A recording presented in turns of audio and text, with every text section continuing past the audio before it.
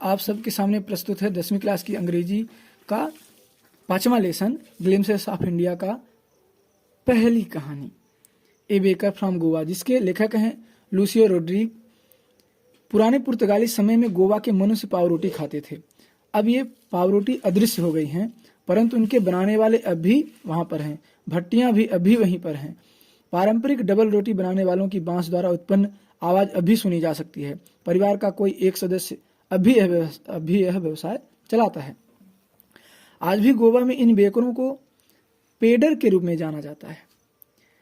Baker लेखक का मित्र और मार्गदर्शक होता था। वह दिन में 2 बार आया करता था। लेखक और दूसरों को उसके बांस की आवाज जगा दिया करती थी। लेखक डबल रोटी रूपी बैंगल्स के लिए उसके पास दौड़ा करता था। नौकरानियां पाव रोटी खरीदा करती थीं और उन्हें घर में अंदर ले जाती थीं। बेकर अपने बांस के डंडे से झंग झंग की आवाज के साथ आता था। एक हाथ उसके सिर पर रखी टोकरी को सहारा देता था, दूसरा जमीन पर बांस को फटकाता था। बांस पर बेकर टोकरी को रखता था। लेखक और दूसरे उस टोकरी में झांक कर देखते थे। वे गर्म चाय के साथ पावरोटी खाते थे। वे अपने दांतों को ब्रश नहीं करते थे। सभी अवसरों के लिए बेकर काफी महत्वपूर्ण था।